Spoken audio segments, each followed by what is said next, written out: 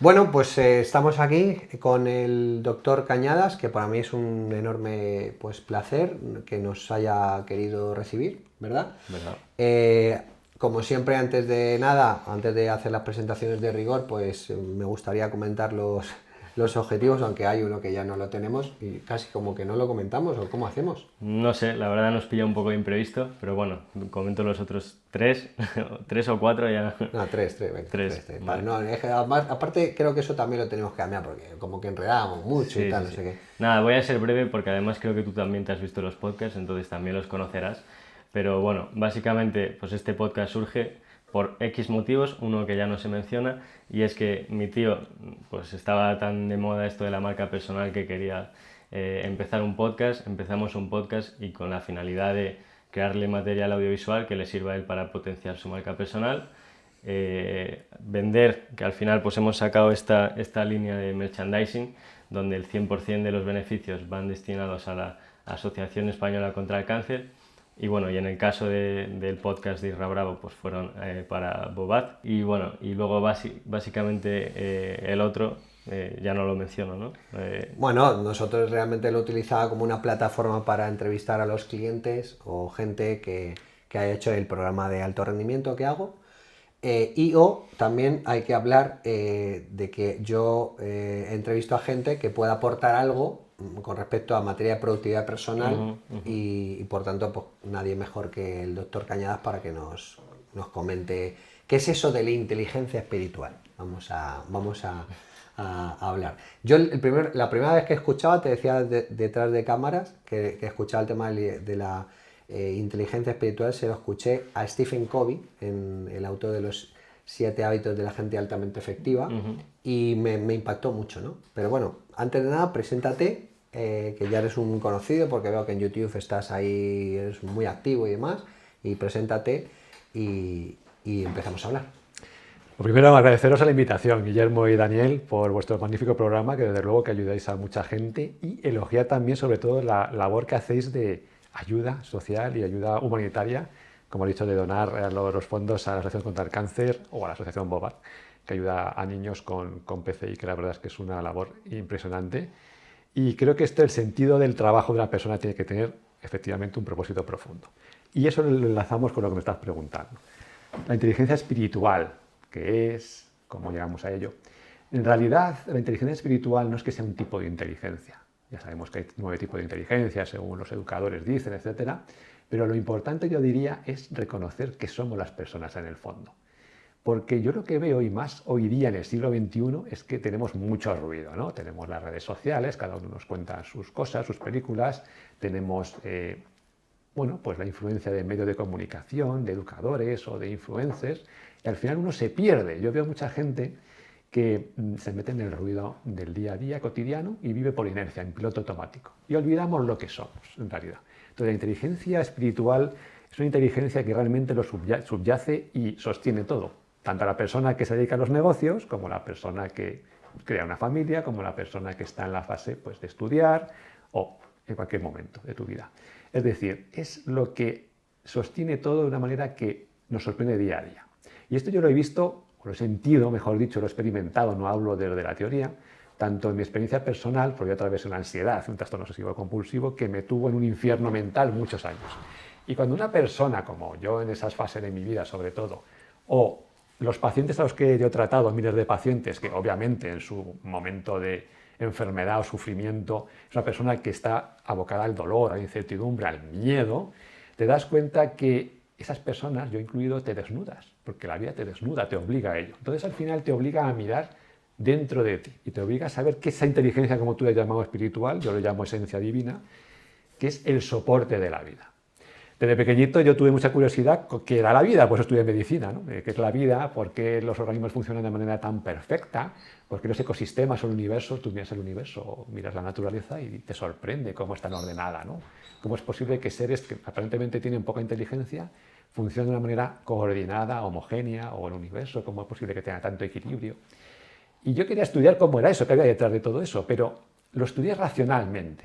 Obviamente también casi todo el mundo nos ponemos una máscara para vivir en este plano terrenal, obviamente, en la vida, Y nos ponemos la máscara para encajar, pero nos olvidamos de lo que somos en realidad. Y esa es la inteligencia espiritual. Nuestro ser, nuestra esencia, nuestro ser auténtico, es el que realmente nos sustenta. El que cuando la vida te va quitando cosas, o te va poniendo cosas, o te va haciendo atravesar, como digo yo, desiertos, te hace ser consciente de que hay algo que respira dentro de ti, que es lo que te sostiene, que es a lo que te tienes que entregar. Pero no, el problema está en que las personas solemos tener un poco la torpeza de pensar que tenemos que vivir según los estándares. Tenemos que encajar. Si, por ejemplo, yo estoy acostumbrado a ver mucha gente que tiene problemas emocionales hoy día cada vez más, porque nos sentimos cada vez más solos, en la era de la conectividad, ¿no?, las redes sociales sobre todo, veo mucha gente que está muy sola, se siente muy sola. Es decir, tiene mucha conexión, puedes conectarte por plataformas virtuales, pero en realidad se sienten muy solas. Pero se sienten solas porque no han conectado con lo que son y tampoco ven en las personas lo que realmente son. Por ejemplo, veo mucha gente que se queja de que el mundo es un mundo complicado, un mundo hostil, que siempre estás en pelea con clientes, con amigos, con familiares, con la esposa, con el esposo, pero lo que nos tenemos que dar cuenta es que en el fondo todo lo que tenemos es un miedo a no encajar. Y tenemos un miedo a no encajar porque no sabemos lo que realmente somos. No nos damos cuenta de que dentro de nosotros ya está todo. Entonces, el problema surge, que yo llegué a esa conclusión después de muchos años de pasar por el camino duro, vivir por el camino duro del sufrimiento mental, es que todo lo que yo buscaba fuera y lo que todos buscamos fuera es porque tenemos la sensación de que somos faltos. Es como el sol siempre está brillando, siempre tiene calor, siempre tiene luz. Tú puedes opacarlo, pero el sol siempre está ahí. Siempre está a tu disposición para darte su luz, su calor y para ofrecerte lo que necesitas para vivir. Pues igualmente dentro. Nosotros vivimos en el ruido, pero cuando apagamos ese ruido, nos damos cuenta que lo único que permanece es el silencio. Pues el ser es como, la esencia divina es como el silencio. Es decir, aquello que permanece detrás de todo ese ruido. El ruido puede opacarlo, puede viciarlo, puede hacerte sentir con miedo, que no soy suficiente, no encajo, pero en realidad tú dentro de ti ya tienes todo, no tienes que buscarlo fuera. Cuando tú descubres eso, reconoces una paz en ti mismo, una confianza que no necesita nada más. Y todo lo demás viene por añadidura. Antes de meternos tan de lleno, digamos, en este concepto tan profundo, me gustaría que nos contases quién es el doctor Cañada, o sea, de dónde vienes, dónde te has formado. A mí me impactó mucho verte en una entrevista, ¿no?, en el que pues eres médico, ¿verdad? O sea, o cirujano, también eres ingeniero, eres abogado, ¿no? Entonces, todo esto, o sea, toda esta amalgama de cosas en las que te has formado, y aparte además has hecho un estudio bastante minucioso de la Biblia, ¿no? Porque además incluso estudiaste hebreo, porque la traducción, decías, no sé si del latín o español, no estaba o no era lo suficientemente correcta. Entonces, cuando yo veo desde fuera que tienes, digamos, tanto conocimiento de causa de un tema, pues me surge más confianza en escucharte, porque además si yo le escucho esto que dices tú a otra persona que no sé todo lo que tiene, pues no sé, me haría pensar, bueno, pues de forma a la defensiva, ¿no? ¿Qué está diciendo? O sea, no lo entendería, ¿no? Entonces, en este aspecto sí me surge la curiosidad. Entonces, preséntate, dime hasta dónde has llegado, cuál ha sido tu camino, claro, incluido el del desierto, si quieres contarlo, obviamente. Pero bueno. Por supuesto, sí, porque hay que entender de dónde vienen las cosas. Yo, como te digo, desde pequeño tuve mucha avidez de conocimiento de cómo funcionaba la vida. Entonces yo veía la serie aquella de Eras una vez en la vida, Eras una vez el cuerpo humano, que tú y yo conocemos. Sí, sí. A lo mejor ya la gente más joven no, pero tuve esa intención de estudiar cómo funcionaba la vida. Entonces yo me hice médico y yo quería ser cirujano porque quería ver las cosas de dentro. Me gusta profundizar en aquello que conozco para llegar al fondo de las cuestiones. No tratarlo de forma superficial, sino con rigor y con responsabilidad. Porque si quiero ayudar a la gente, en este caso a sanar a gente físicamente, pues quiero conocerlo. Entonces, yo hice médico, luego cirujano, como especialidad traumatología y cirugía ortopédica. En paralelo fue yo cuando sufrí la ansiedad y trastorno obsesivo compulsivo, porque, bueno, pues intenté ser perfecto y me di cuenta que lo único que hacía era sufrir y satisfacer las expectativas de otras personas. Y debido a que yo hacía traumatología y cirugía ortopédica, que es una especialidad muy biomecánica, porque al fin y al cabo hay gente que nos llama los carpinteros de la medicina, yo quise estudiar en profundidad cómo funcionaba la biomecánica del cuerpo para entenderla y ayudar mejor a mis pacientes. Me hice ingeniero industrial. Entonces, de hecho, fui profesor de biomecánica también para profundizar en ese campo y poder aportar estudios en huesos, por ejemplo, en hueso artrósico, efecto de placas, de clavos, material que utilizamos en el quirófano. Y fruto de todo eso, pues yo me fui dando cuenta cuando ejercía la medicina, día a día, tratando gente que me daba cuenta que tenía dolencias que muchas veces no podíamos explicar y que las pruebas habituales no daban ningún resultado. Por ejemplo, tú tienes a una persona con un dolor del lumbar de muchos años de evolución, que las resonancias eran normales, las radiografías eran normales, sin embargo, tenían un dolor que no se quitaba con nada, ni con pastillas, ni con sin pastillas, que siempre estaba persistente. Y que yo, como siempre he tenido esa inclinación natural, que no me daba cuenta, pero yo estaba ejerciendo una especie como tú eres, ¿no? Coaching o coach, yo lo ejercía de una manera inconsciente, preguntaba, ¿y esto cuándo comenzó? A lo mejor los pacientes te decían, pues doctor, esto, mira, empezó cuando yo tuve una crisis porque tenía muchos conflictos con mi madre, que era muy exigente conmigo, no confiaba en mí, siempre estaba diciéndome que tenía que haber hecho esto otro, haber estudiado esto otro, y yo no quise, y claro, entonces, por satisfacerla, pues al final yo me siento siempre muy mal, muy culpable con ella. Y empezabas a darte cuenta que había una conexión entre la parte más emocional y la parte más profunda de la persona, ya muy profunda, con unas dolencias físicas, pero unas dolencias físicas a nivel tan físico como es la traumatología, que es una especialidad que en la que tú tratas gente, pues dolencias de articulaciones y huesos, no estamos hablando ni siquiera ya de un psiquiatra que trata enfermedades mentales, sino hablo muy físico. Entonces yo tuve experiencias que fueron reveladoras, pero totalmente reveladoras. Os voy a contar una que me llamó mucho la atención y que explico en mi primer libro, de hecho, porque yo estaba rotando en primero de traumatología y cirugía ortopédica, roté un tiempo en el servicio de cirugía general y aparato digestivo para completar mi formación como cirujano. Y recuerdo seguir a una paciente que tenía una enfermedad autoinmune muy grave, muy importante, que no es curable a día de hoy por la medicina, que se llama enfermedad de Crohn. Es una enfermedad inflamatoria intestinal que cursa con brotes y va inflamando potencialmente cualquier tramo desde la boca al ano. Y tiene particularidad que cuando produce inflamaciones graves por crisis, porque cursa por crisis, puede provocar incluso sangrados que amenazan la vida y requiere cirugías a veces.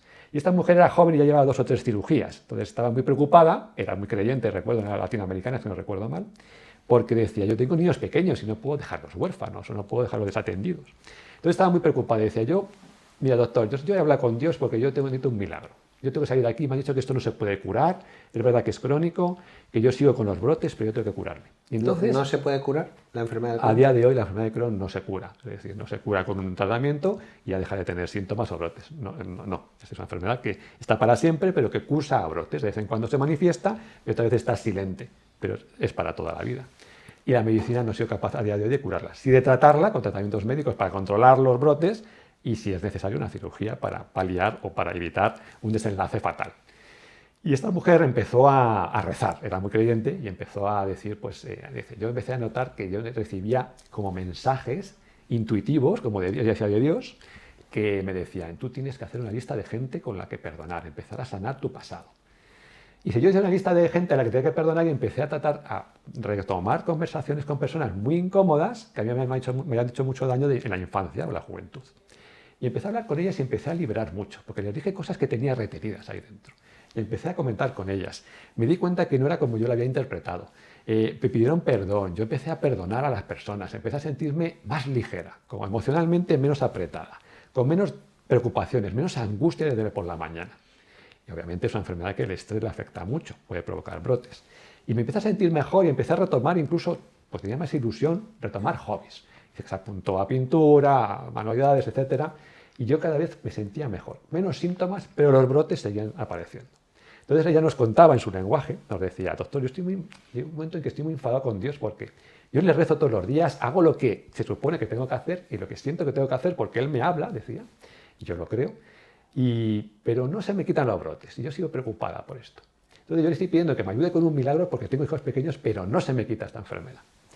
Y recuerdo que ya finalmente, para hacer esto corto, llegó un día y nos dijo, mira, doctor, yo es que tenía ahí como señales, he recibido señales de que un día vi una revista que me decía, da igual tu pasado, tú puedes sanarte. Yo tengo mucha esperanza, pero aún así esto no ocurre, no termino yo de quitarme esto de encima. Y bueno, ella siguió haciendo pues sus labores, perdonando gente, haciendo su labor emocional, afrontando cosas duras del pasado, y llegó un momento en que se dejó de tener brotes. Y yo me acuerdo que yo preguntaba por esa paciente de vez en cuando, al adjunto con el que yo pasaba consulta, y me decía, esta mujer no ha vuelto a tener brotes. Y nos contó un día, eso fue escalofriante, nos dijo, yo tuve una vez una intuición, rezando a Dios, que yo sentí su voz hablándome que me decía, un milagro te habría hecho recaer, tenías que cambiar. Es decir, ella cuando cambió su estado emocional, cuando empezó a perdonar, cuando empezó a darse cuenta que todos tenemos una parte profunda nuestra, una esencial, un alma, vamos a decir, que cuando no está en paz, cuando no se da cuenta que realmente el conflicto es algo generado por la mente, que uno se está identificando con ese ruido, que no perdona, que no sana internamente, no se identifica con lo que realmente es en profundidad, ese poder que tiene, sufre. Y el sufrimiento se refleja en el cuerpo. Cuando hizo eso, ese paso, y realmente se cambió ella, se transformó, se identificó con lo que realmente era, dejó de tener esa enfermedad, Pero dejó mira, de manifestarse. Yo es que esto lo he leído y te lo he escuchado otra vez. No acabo de entender lo de que un milagro te hubiese hecho recaer. ¿A qué se refiere? Lo que significa es que si tú pides un milagro a Dios, como todos hacemos cuando nos aprieta el zapato, todos pedimos un milagro a Dios, ahora estoy muy mal, por favor ayúdame. Realmente el alma, Dios, no está tan interesado en que a ti te vaya siempre bien como en tu evolución y tu crecimiento. Eso es algo difícil de entender para una persona. Pero una persona realmente evoluciona en el lenguaje del alma, es más importante el crecimiento, la expansión, la contribución, que el que te vaya bien materialmente. Es decir, es más importante, y esto realiza más a las personas, les hace más felices, tener una vida en coherencia con los demás, contigo mismo, en el que tú perdonas a las personas, perdonas y comprendes que todo el mundo que te ha tratado mal no es algo que vaya contra ti, sino que son personas que viven con miedo, que han pagado contigo el miedo, sus preocupaciones, sus dolencias, pero en realidad todos tenemos un alma que es pura. Entonces, lo que está interesado realmente, la esencia divina, lo que te viene a decir, te susurra, es que es más importante que tú vivas en paz contigo mismo y con los demás, porque entonces te transformas en una persona pura, auténtica, genuina, y sabes lo que es importante y lo que es esencial, que no que te vaya siempre bien, que no que ahora tengo un dolor, quítamelo, te lo quita. Entonces tú no cambias, porque no te duele, no te obligas a profundizar. Entonces el dolor tiene una función. Yo tengo un capítulo que le llamo El dolor abre la puerta a la cura, porque estoy harto de ver miles de pacientes y me he dado cuenta que cuando una persona tiene una dolencia fuerte que le sorprende, sobre todo gente que va muy rápido en su vida, como yo he ido, y la vida te para con una dolencia, una enfermedad, dices, ¿por qué me viene esto a mí ahora? Esto me viene muy mal. Si yo estaba muy bien, ¿por qué ahora esto a mí? ¿Por qué a mí? Esa es la pregunta que nos hacemos. No, cambia la pregunta. ¿Para qué me ha ocurrido? Entonces te paras y la gente cuando está muy enferma o pasándolo muy mal por una situación emocional muy grave o muy problemática, es cuando realmente se obliga a mirar dentro. ¿Qué hombres tenemos? Como decía Carl Jung, es mejor ser un hombre completo que ser un hombre bueno. Él quería decir, y lo dice el Evangelio de Santo Tomás, y yo no hablo de religión, pero es que los textos antiguos son textos que dicen verdades como puños, te dice, nada de lo que está oculto te permanecerá oculto, sino que te será revelado por lo que ves enfrente de ti. Tú a través de las personas te vas a ver reflejado. El mensaje que doy también en mi libro es que todo lo que te ocurre en tu vida tiene que ver contigo. No desde el punto de vista egocéntrico, sino que la vida te está hablando continuamente. Y tú tienes, por ejemplo, un ejemplo del cotidiano. Eres una persona que te sientes que todo el mundo, que la gente te falta el respeto. Que la gente no respeta tu tiempo, por ejemplo, ¿no? Es muy típico. Joder, es que a mí me ha pasado mucho tiempo. La gente no respeta mi tiempo. Porque todo el mundo me demanda atención, clientes, familia, y yo parece que tengo que estar aquí como el as o el joker en el póker que vale para todo. Y dices, la gente no me respeta, no me respeta. Cambia la pregunta. Todo esto está hablando de ti, te está hablando de ti. No digas, la gente no me respeta. Cámbialo hacia ti. Yo no me respeto. O sea, la vida te está enseñando en diferentes áreas de tu vida, familia, trabajo, clientes, relaciones, que te tienes que respetar tú a ti mismo más. Es decir, todo habla de ti. Entonces, la vida te tiene que parar para hacerte reflexionar en esto. Si siempre te va bien, no te va. Te da un milagro como una pastilla mágica, nunca te vas a parar a aprender y a profundizar. Para que se entienda, digamos, este concepto, sobre todo del aviso biológico, ¿no? Por decir, si me equivoco en algún concepto, pues me corriges tú que eres muy ducho en muchos menesteres. Pero digo que cuando, digamos, tú tienes un aviso, a mí me acuerdo que me impactaba mucho en una mentoría emocional que yo había hecho en el pasado, que decía que cuando, por ejemplo, que el cuerpo humano no diferencia, por ejemplo, si tú tienes un jefe, ¿no?, que no tolera, sí, que a lo mejor te está echando la bronca todos los días y tú estás comiéndote estas broncas y no estás siendo capaz, perdona, de gestionar emocionalmente todo eso, eso te afecta al estómago, ¿vale? Entonces, el cuerpo humano no identifica, o el ser humano no identifica en que si te has tomado 30 hamburguesas o que no estás tolerando, digamos, una agresión externa de ese tipo. ¿Puedes explicar ese concepto para que lo entienda la gente? Porque a mí me impactó mucho. Bueno, creo que es bastante plástico, pero bueno, que a mí me llamó mucho la atención, sobre todo para darnos cuenta que, como dice la OMS, no sé si me equivoco, el 85% de las enfermedades son psicosomáticas, ¿no? O son somáticas, ¿no? Entonces, que tú las provocas por esas amenazas que tú detectas, o la forma en la que tú gestionas esa emoción con respecto a circunstancias que te ocurren, como el ejemplo del jefe, ¿no? Decir, oye, pues que no sabes cómo tolerar, cómo gestionar esa emoción y te afecta al estómago de forma directa y punzante, ¿no? Es totalmente cierto. Es cierto que las enfermedades psicosomáticas son muy frecuentes cada vez más porque tenemos un entorno cada vez más estresante y más exigente, ¿no? Por los negocios, por lo rápido que va el mundo, por lo rápido que se intercambian relaciones entre personas, sobre todo a nivel de trabajo.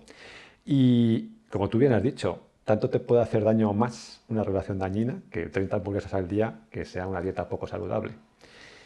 Todo está conectado. Al fin y al cabo, la mente y el alma es capaz tanto de enfermar como sanar el cuerpo. Ahora, el tema está, y eso es un punto que hay que entender y poca gente entiende, yo creo, en profundidad, es fácil de hacer, pero lo que es fácil de hacer también es fácil de no hacer, es que la percepción que tenemos es una percepción desde una mente separada, es decir, la mente egoica que se llama, ¿no? La mente ruidosa, que es una mente que te hace entender que tú, lo que está ahí fuera, está separado de ti y es la causa de tus males.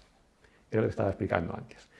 En realidad la causa de tus males nunca está fuera, está dentro. Tú lo que ves ahí fuera y lo que te hace sentir mal, ese jefe que te echa la bronca, tú ya estás sensibilizado con él. Si tú no conocieras de nada y te echara una bronca, pues dirías, no sé, este hombre tiene algún problema, te da un mal día, habrá discutido con la mujer, lo está pagando conmigo. Pero cuando ya estás con ese jefe todos los días y todos los días te hace sentir mal y llega un momento en que te hace sufrir, lo que estás haciendo es interpretar el pasado. Es decir, este es una persona mala, me está amargando la vida. No. En realidad, esa persona está vertiendo sobre ti sus miedos. Cuando tú empiezas a ver desde los ojos de la esencia a las personas, al mundo, te das cuenta que todo lo que te ocurre te está hablando a ti y te está hablando de cada uno de sus problemas y sus miedos. Entonces, la mayoría de la gente se comporta desde el miedo. Esa persona se comporta del miedo. Por supuesto, tú tienes que tomar decisiones, pero el problema es cuando tú juzgas que ese jefe te está provocando mal a ti, ese mal se te va a producir físicamente incluso a ti. Pero cuando no lo aceptas, es decir, cuando tú sabes que esa persona habla más de sus miedos y de sus problemas que de ti, no lo tomas como algo personal. Ya no te sientes poca cosa, porque tú dices que sufres y te afecta el estómago, porque en realidad tú, aunque no te des cuenta, subconscientemente estás interpretando que tú eres un inútil, o que tú no vales, o que tú no eres suficiente. Y que por eso ese jefe está contigo tan borde echándote la bronca todo el día. ¿Por qué? Pues posiblemente porque tengas tus heridas. A lo mejor tienes una herida que desde pequeñito te decían que, claro, que es que tú no eras igual que tu amiguito X, que era el que sacaba buenas notas. Entonces tienes que aprender de él, que tienes que aplicarte más, que tu trabajo no era suficiente. Entonces conectas con el pasado. Siempre estamos viendo el pasado, no vemos el mundo como es en la actualidad. Si yo veo a ese jefe, después de haber pasado con ciertas fases de mi vida en que aprendí todo esto, yo diré, este hombre sufre mucho y sentiré compasión por él.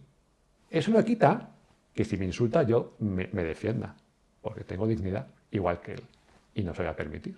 Y hablaré con dignidad, con respeto, pero con dignidad le voy a decir, no me insultes porque no tienes derecho a insultarme, y si me voy a insultar y veo que esto es irremediable, me voy de la empresa. Y ya está, es que mucha gente no se atreve, ¿por qué? Por miedo.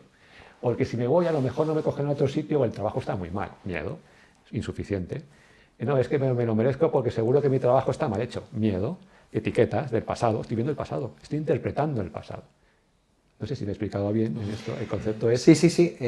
Bueno, yo, digamos, porque estaba intentando comprender el ejemplo, ¿no?, que contabas, porque ¿a qué órgano afecta la enfermedad del Crohn?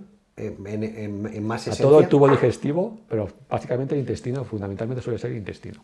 Intestino.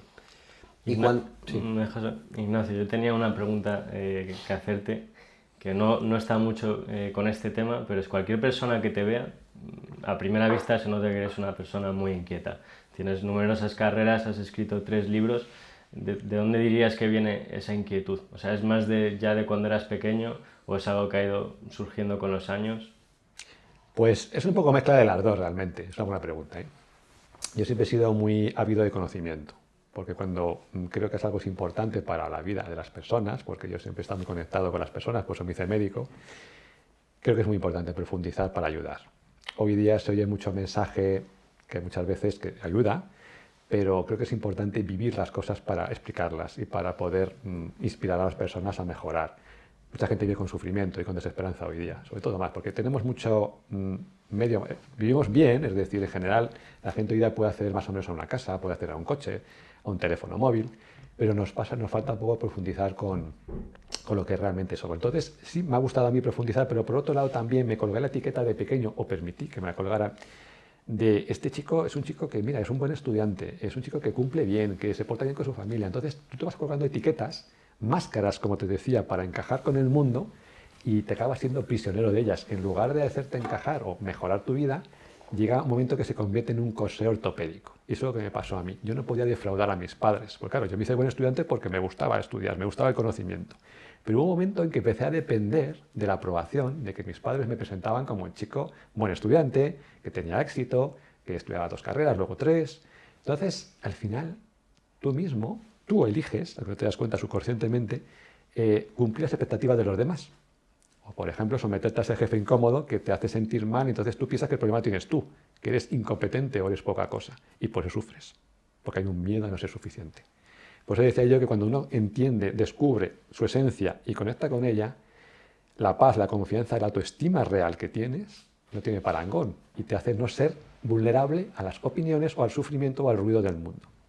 Entonces, todo eso viene de ahí, por un lado, mi avidez por conocimiento y por otro lado, porque yo me colgué esas etiquetas de que tenía que ser el chico perfecto. Y ahora vivo, creo que de una manera más auténtica, más genuina, porque derivado de esto, que esto tiene muchas aplicaciones, no solo a la vida habitual, que es la principal, sino, por ejemplo, en los negocios, tú que te dedicas ahora a mentorear a mucha gente de negocios.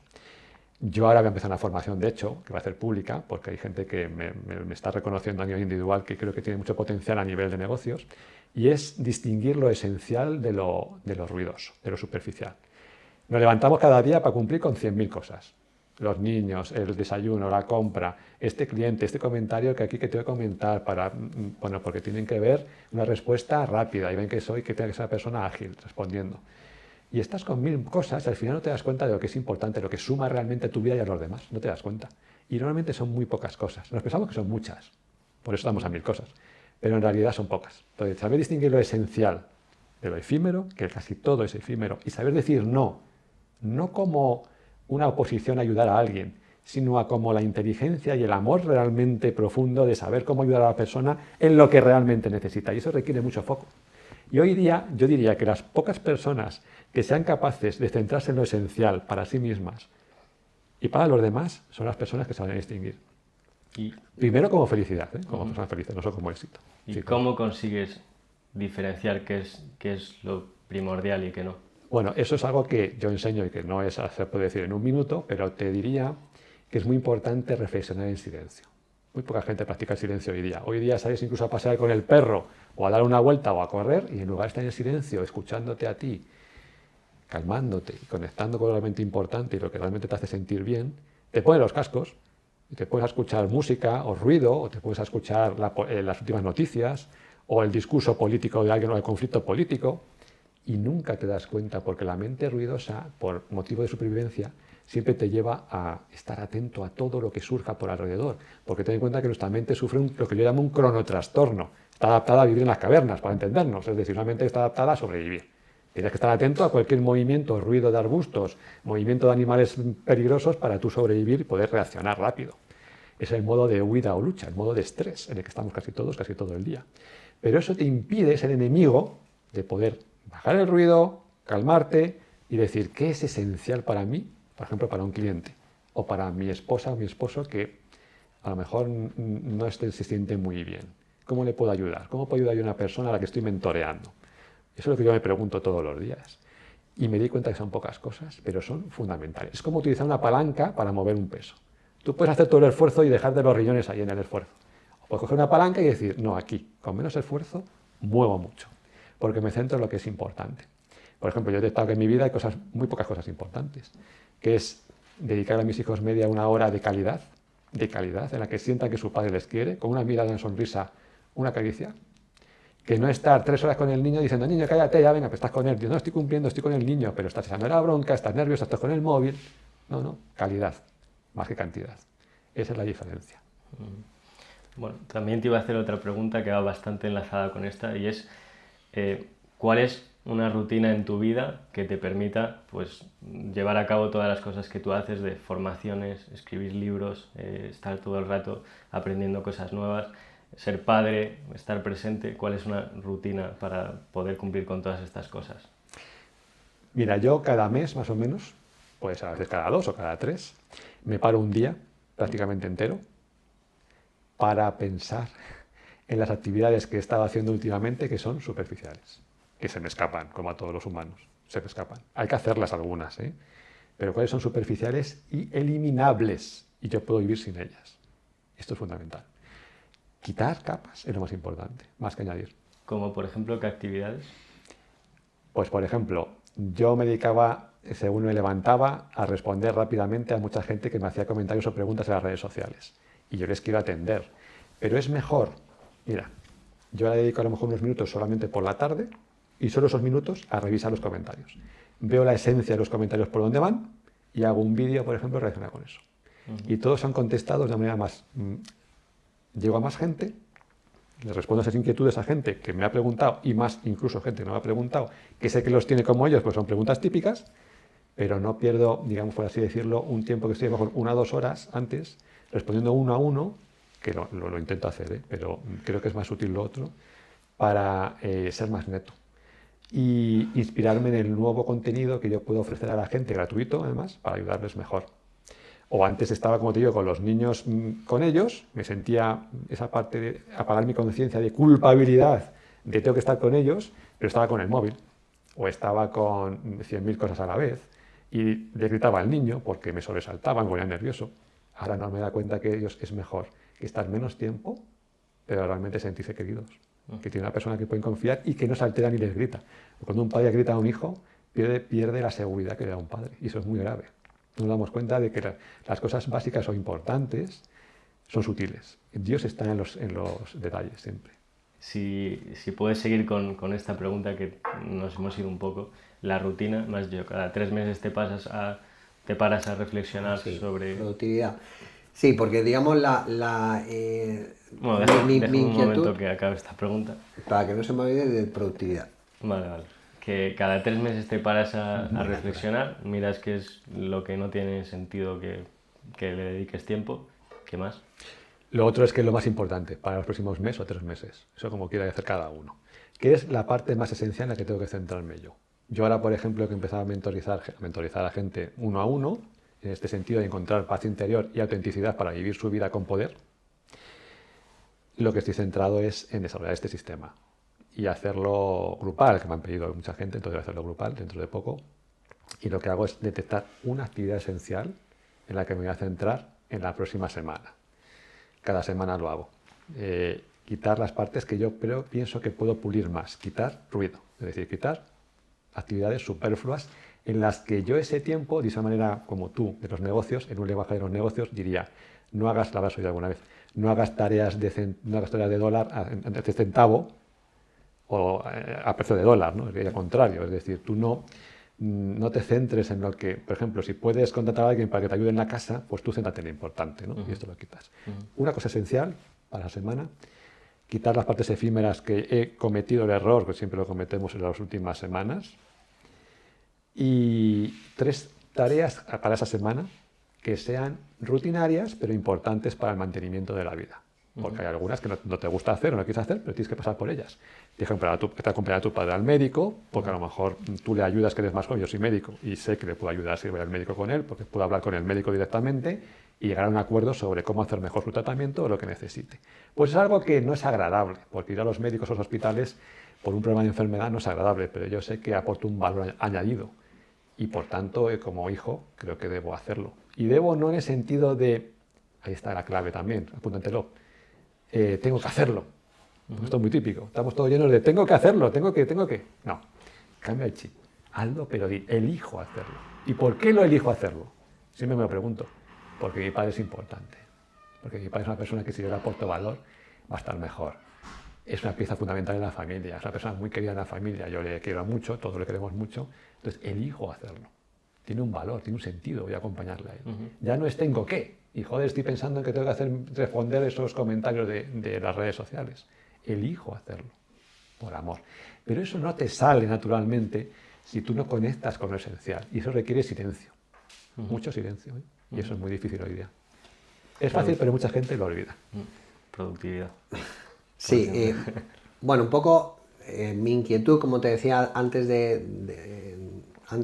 empezar el podcast, era que, bueno, yo hay una serie de hábitos, ¿no? Que recomiendo a la hora de hacer el programa de productividad personal. Entonces, dentro de esta parte espiritual, por así llamarla, o por así definirla, he visto en tu primer libro, Esencia Divina, ¿no? Que el tema de y a propósito del silencio, el tema de la meditación, ¿vale? Tienes, por ejemplo, hay un QR en que te metes y hay una meditación en la que aparecen palabras o te tienes que imaginar palabras como paz, gozo, etc., etc., que dura más o menos 10 minutos. Y dices que todas las mañanas, ¿no? Si lo puedes practicar nada más levantarte, que es bueno, que digamos que a nivel personal pues vas a mejorar bastante. ¿Siempre el mismo? ¿Siempre ese mismo QR? O sea, digo, ¿es una recomendación válida esa? Digo, ¿la he entendido bien? Sí. Ten en cuenta que cuando uno se levanta, se acuesta o después de comer, baja la frecuencia cerebral porque estás en modo reposo. Se activa el sistema nervioso parasimpático, que es lo que se ha traducido es el sistema nervioso que impera cuando estás relajado y cuando tu mente es más receptiva. Pues a tanta gente le cuesta aprender o estudiar porque estamos con el ruido. Cuando estás en ondas beta, en ondas de alta actividad cerebral, de mucho ruido, no te concentras. Entonces, en ese momento del día, por la mañana, pues lo digo, es un momento en el que estás todavía muy relajado, estás recién despierto. Yo no recomiendo hacer deporte, lo hacía antes, pero me da cuenta que es traumático para el cuerpo hacer deporte nada más levantarte, sobre todo deporte brusco, y que es mejor empezar con una meditación para reprogramar tu subconsciente hacia bien, no hacia mal. Entonces, esa meditación sí es recomendable hacerlo durante un tiempo por lo menos. Por supuesto, las meditaciones viene bien probar nuevas que te va mejor a cada uno, pero yo sí os recomiendo hacer un tiempo todos los días porque vas a conectar.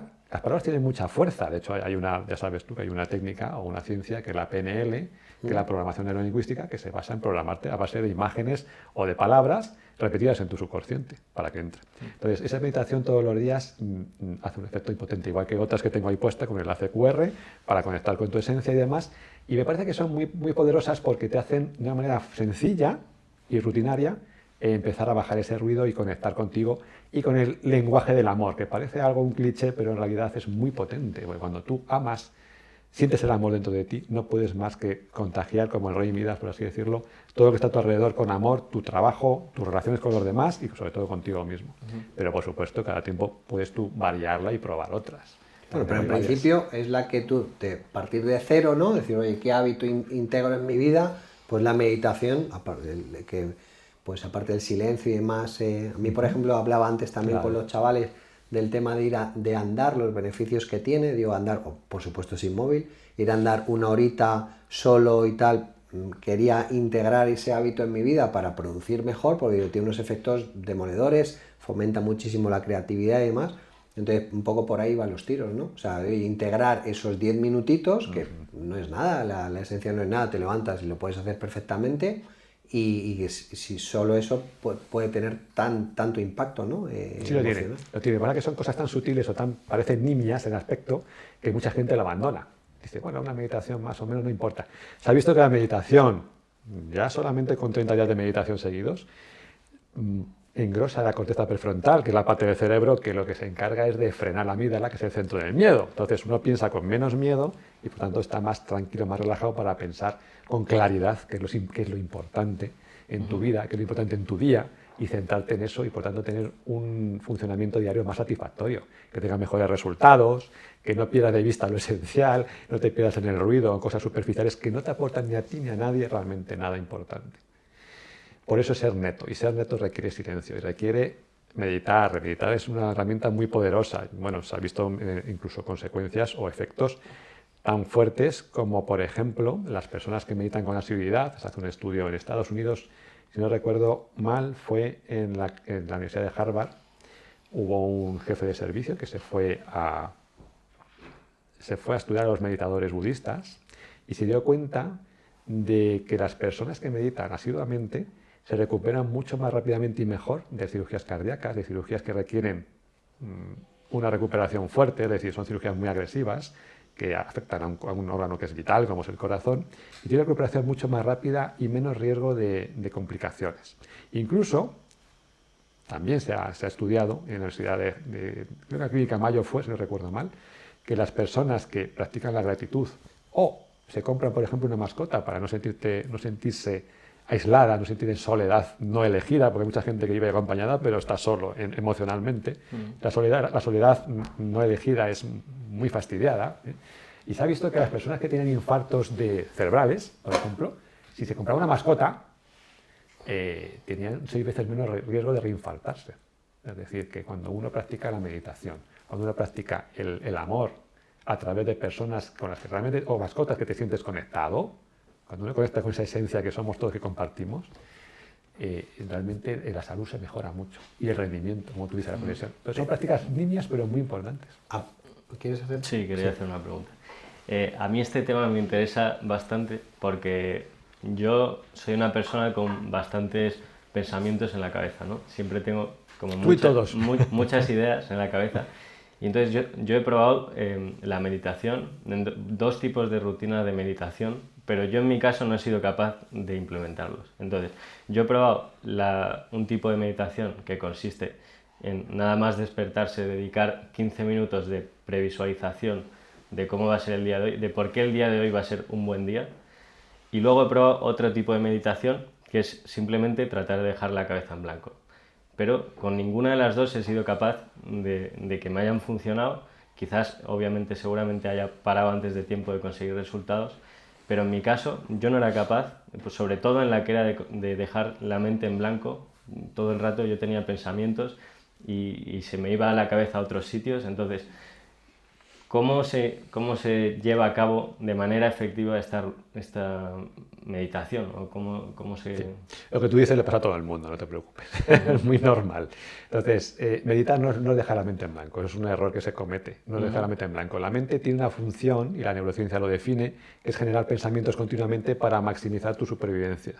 Entonces te va a hacer preocuparte de problemas posibles financieros, de posibles amenazas, no solo físicas, emocionales, sociales, de lo que sea.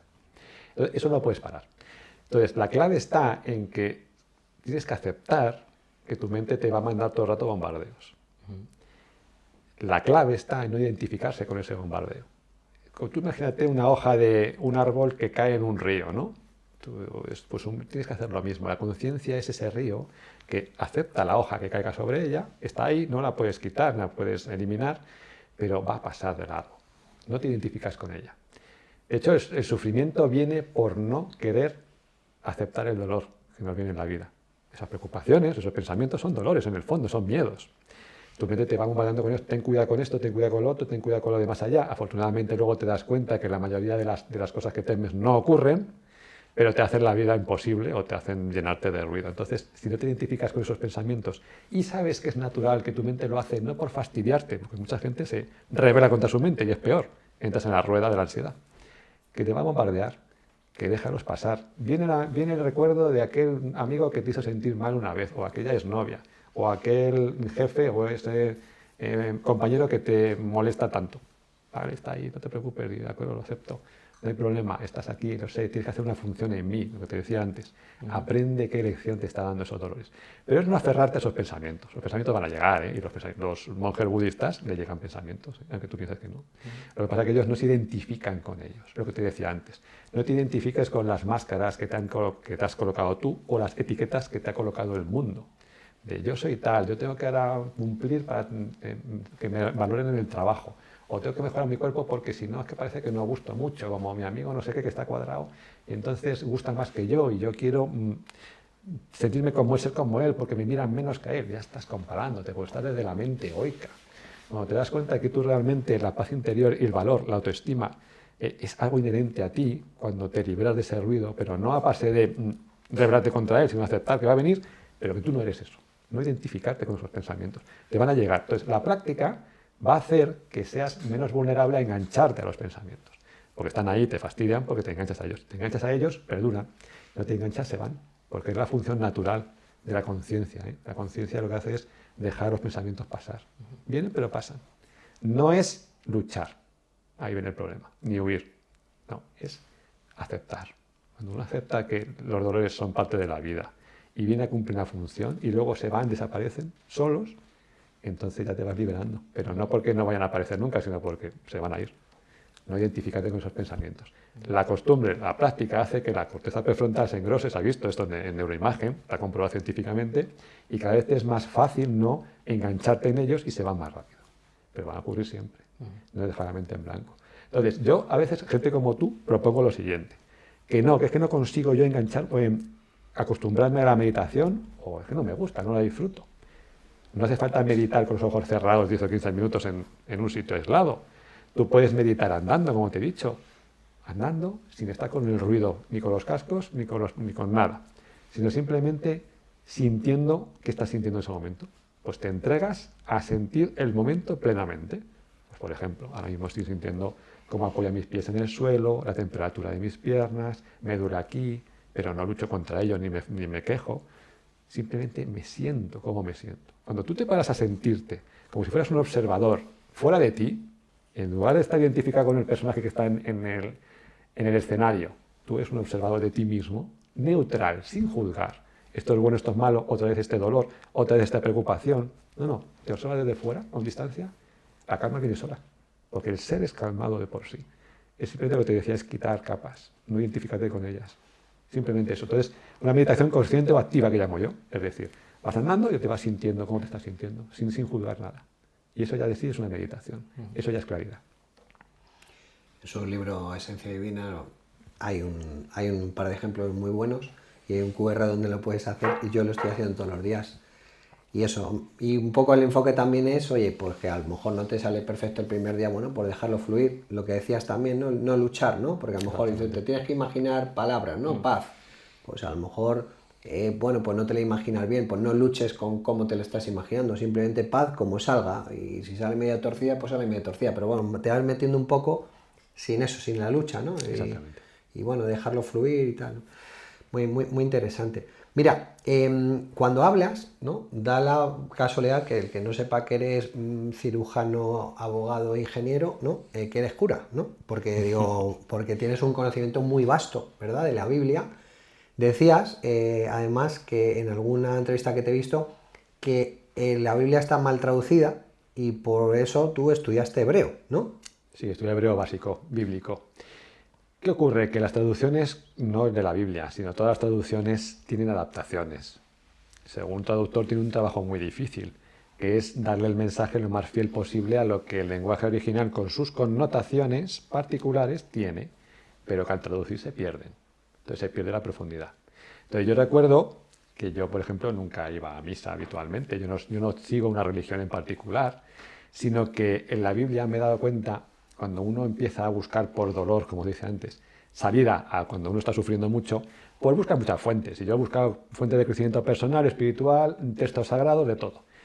Y ahí, buscando y estudiando, me di cuenta pues, que efectivamente las traducciones no se entienden. O sea, yo cojo una Biblia en español y una persona normal y dice, vale, esto es religión, para empezar esto es religión. Y para terminar no entiendo lo que quiere decir. Ya es un punto de bloqueo, ¿no? Porque el tema de religión es un gran punto de bloqueo. Claro. Entonces, eso es lo que tenemos que romper. Ten en cuenta que la Biblia son textos, bueno, en el caso de la Torá, que son los primeros 5 libros de Moisés, los primeros 5 libros de Génesis, hasta Deuteronomio, son libros canalizados. No son libros religiosos, son libros que un profeta, una persona, un humano recibió y escribió. Bien. Entonces, cuando uno analiza en profundidad en el lenguaje original las connotaciones que tienen las palabras, entonces entienden unos secretos que pasan por alto al 99,9% de las personas que lean la Biblia. Entonces, por ejemplo, en la primera frase ya hay mucha potencia. Dices, la gente en la primera frase dice, en el principio creó Dios los cielos y la tierra. Vale, muy bien, o sea que está esto es porque un señor allá arriba con barba creó esto. Ya estamos mal, ¿no? Ya estamos con la religión, que si esto es mentira, que tal, ¿no? Entonces, es un lenguaje muy profundo, muy metafórico, no habla muchas veces en sentido literal, sino en sentido espiritual. Te está diciendo mucho. Porque si lo estudias en hebreo, te dice Bereshit bara Elohim et hashamayim ve'et haaretz, que significa, en el principio creó Dios los cielos y la tierra. El verbo bara en arameo, que es el lenguaje predominante de la época, significa se echó a un lado. Es decir, nosotros no tendríamos libre albedrío, no podemos decidir sobre nuestra vida, si una conciencia de la que formamos parte no nos dejara elegir por nosotros mismos. Y elegimos, pero elegimos normalmente basado en lo que vemos con nuestros sentidos, según la miopía espiritual y emocional que tenemos. Entonces, se echa a un lado, quiere decir que tú puedes elegir lo que quieras. Puedes elegir el ruido, aferrarte a él y no se va nunca, identificarte con él, o decir, no, yo no soy esto. Yo soy una conciencia que es profundo, pero hay que sentirlo. No se entiende racionalmente la conciencia, hay que sentirla. Y por eso yo invito con ejercicios y con QRs para ayudar a sentirla. Realmente me va a hacer sentir lo que soy en realidad. Yo puedo elegir lo que quiera luego. Al fin y al cabo todos tenemos una identidad en este mundo, pero si no tienes una identidad no puedes funcionar en el mundo. Tienes que tener un trabajo, pagarte la vida, eres padre, y entonces ya eres padre, tienes unas responsabilidades, ya eres empresario o eres empleado de no sé qué y tienes que desempeñar tus funciones como ingeniero, como médico, como trabajador en bolsa, como trabajador en un supermercado, lo que sea. Pero identificarte con ellos, ahí viene el problema. Entonces, cuando uno entiende la Biblia, como tú decías, en su significado más profundo, tiene revelaciones muy potentes, como ese, por ejemplo, que te acabo de decir. Y no se suele entender bien, se suele interpretar. Sobre todo la religión la ha interpretado de una manera dogmática, que está muy bien porque oye, la religión ayuda a las personas a conectar con una parte espiritual. Tienes ese sesgo, ¿no? Claro. O sea, te decía antes, ¿no? Te lees el libro y al final tiene ese toque, ¿no? Es decir, oye, ¿qué parte es dogmática, no religiosa y qué parte es, bueno, simplemente pues un conocimiento que tú has extraído y has interpretado que te sirve un poco para este fin, ¿no? Exactamente. Pues ahí genera, sobre todo al final del libro, ¿no? Que me generaba cierta confusión. Sí, pues eso es lo que yo intento hacer. Por ejemplo, ahí en el segundo hablo del bien y del mal, porque eso es muy típico, porque mucha gente no cree en Dios porque está enfadada con Dios, en el fondo. Es decir, hablo de Dios como una conciencia, como una inteligencia que lo dirige todo. De hecho, ya la ciencia nos dice que las 28 constantes universales que existen son unas fijas determinadas. Si variaran una centésima cualquiera de ellas, el universo colapsaría, no podría existir. Está todo en equilibrio. Fuerza de gravedad, energía oscura, que es lo contrario de la fuerza de la gravedad, materia oscura, materia visible. Y todo tiene una inteligencia que está. Los 95% de los premios Nobel de los últimos 100 años creen que hay una inteligencia que lo dirige todo. Llámalo Dios, llámalo conciencia, lo que quieras. Y la mayoría de ellos eran ateos, porque como los científicos, el científico se basa en lo que es tangible, en lo que es medible. Dice, lo que más no puedo medir no es ciencia. Sí es ciencia, porque en el fondo, si te das cuenta, lo sutil no es fácil de medir directamente, pero se puede materializar.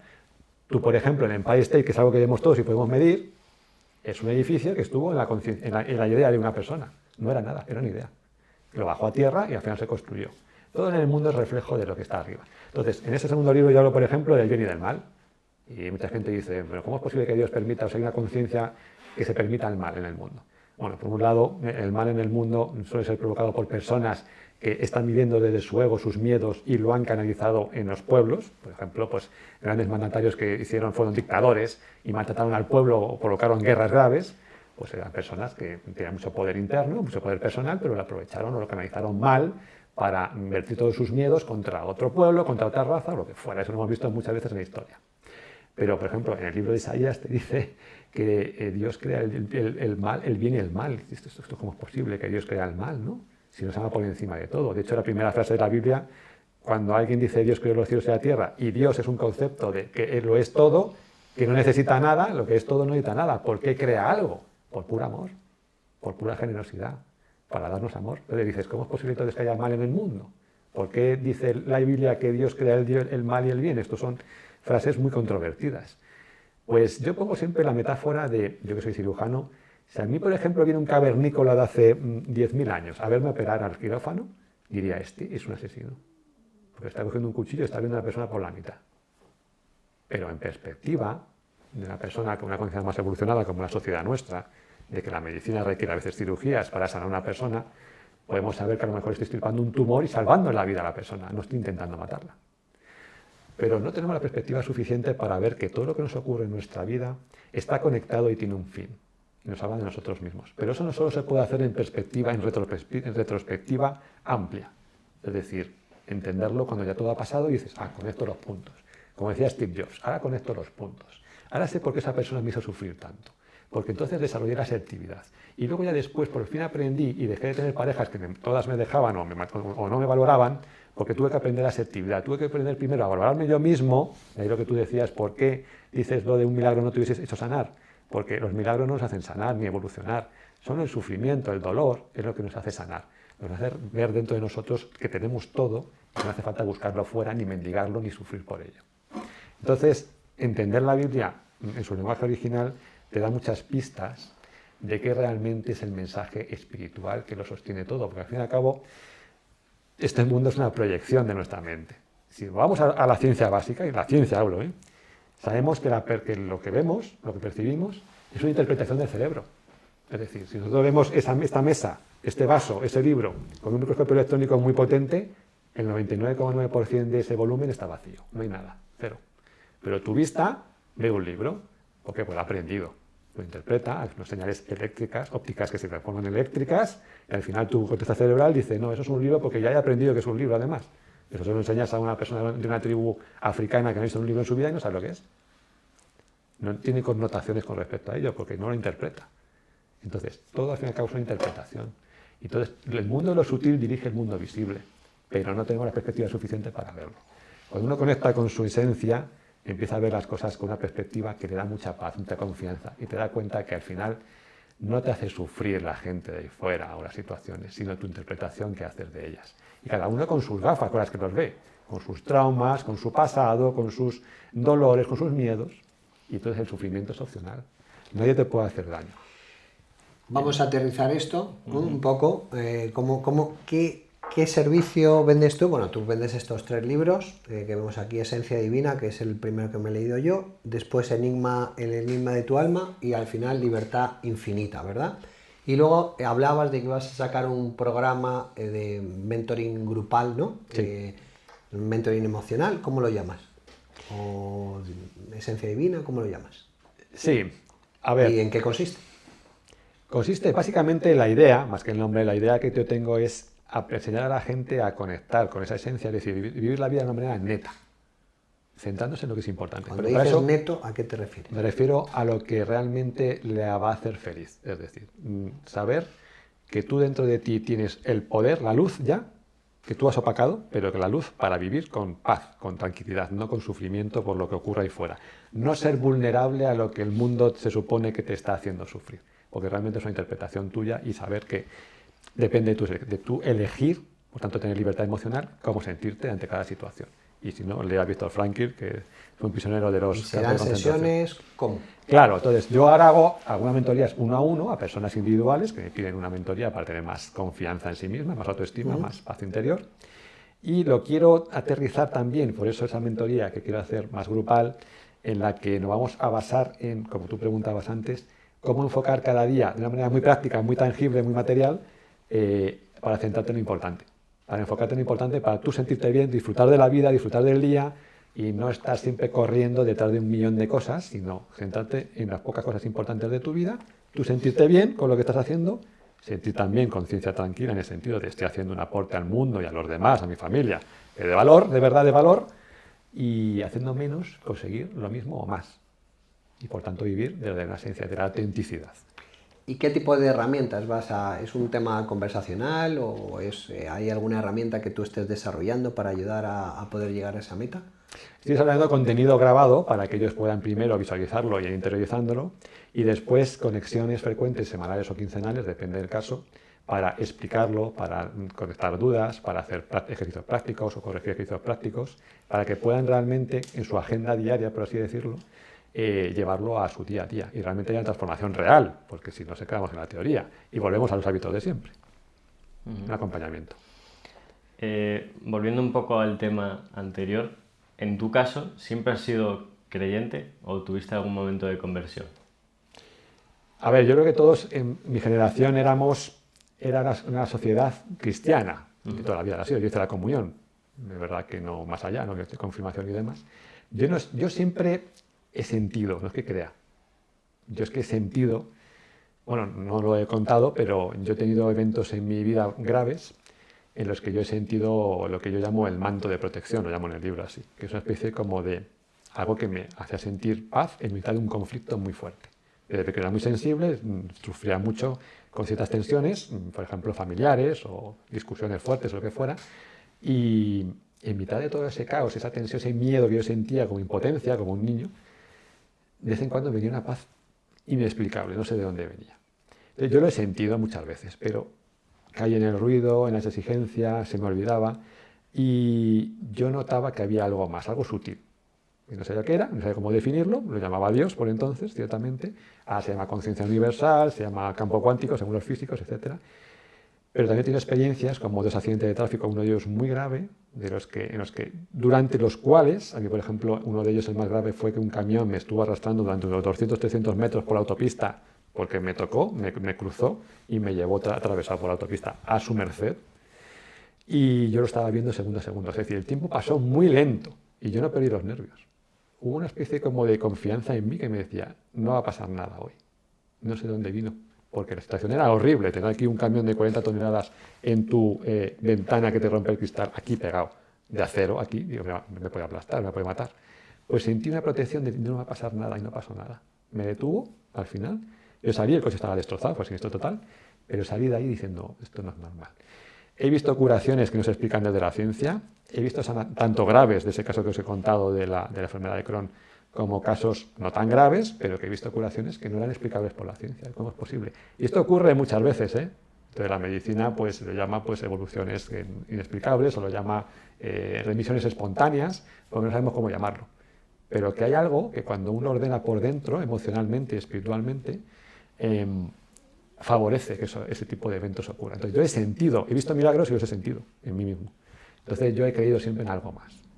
Pero he creído no como un acto de fe ciega, de, bueno, porque hay que creer y a lo mejor me va mejor, sino porque yo he sido testigo de ello. ¿Eres practicante? O sea, vas a misa, ¿no? Yo no practico ninguna religión. No, ninguna. Y te las has estudiado todas, claro, conociéndote. He estudiado religiones, sí. Y yo sé que al final el mensaje de todas ellas es el mismo. O sea, al fin y al cabo, religión viene de la palabra religio, que es religar. Es decir, unir a la gente. Unir en lo que es la parte espiritual, la parte almática, en la que todos somos, en el fondo, como si fuera el agua del mar. Nosotros nos fijamos en la forma, ¿no? Vemos en el mar y nos fijamos en las olas. Y entonces, si a lo mejor uno se fija en la forma solo y dice, mira, esta ola es más grande que yo, porque no se entere nadie que esta ola es más grande que yo, porque me da envidia. O esta más pequeña que yo, mira que me siento y soy más grande que ella.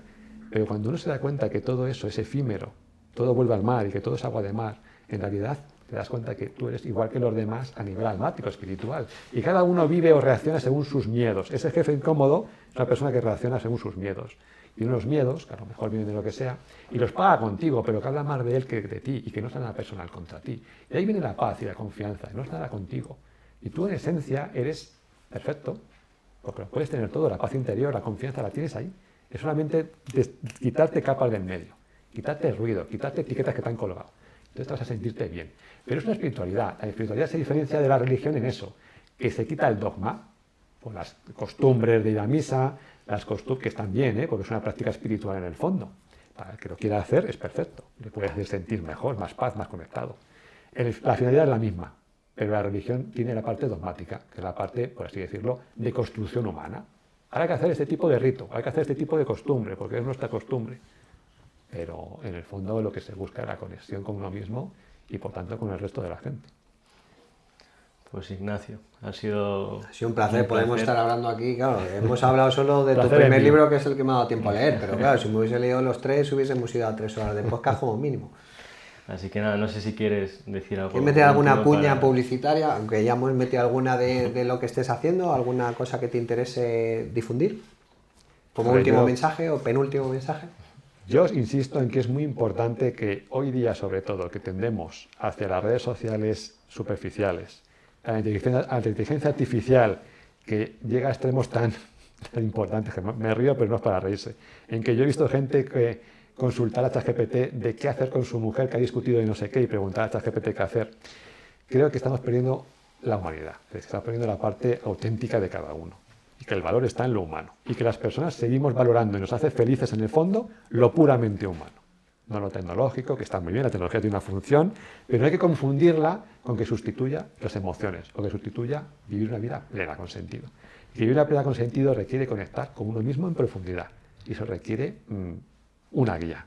Y por eso yo veo, como yo estuve ahí muchos años, mucha gente perdida. Entonces creo que es importante que si uno no lo consigue porque se pierde, con las meditaciones simplemente, se pierde en cómo centrarse en lo importante, pero ¿qué es importante? Pues no lo sé, ya me he hecho una ensalada yo y no sé, que no me aclaro yo mismo, pues que tenga una guía. Entonces por eso hay gente a la que yo estoy ayudando, hago también conferencias por Madrid, por ejemplo, y la gente empieza a despertar algo, hay algo más detrás de todo esto. Y la gente lo sabe, todos sabemos que hay algo más, pero no nos atrevemos y no sabemos qué es y no sabemos cómo empezar ese camino. Porque el camino es personal, ¿eh? Nadie tiene que hacerlo por ti. Yo no sano a nadie, yo ayudo a que la gente conecte con lo que le va a sanar. Entonces creo que eso es lo importante. Perfecto, Ignacio, pues muchísimas gracias por haber venido y darnos la oportunidad de tenerte aquí. A vosotros por la invitación, un placer, Guillermo y Daniel. Es un podcast maravilloso, ¿eh? Y son muy interesantes vuestros contenidos y ayudáis mucho a la gente. Eso es algo que es muy necesario en el mundo hoy día. Muchas gracias. Enhorabuena y gracias. Muchas gracias, Nacho. Hasta luego.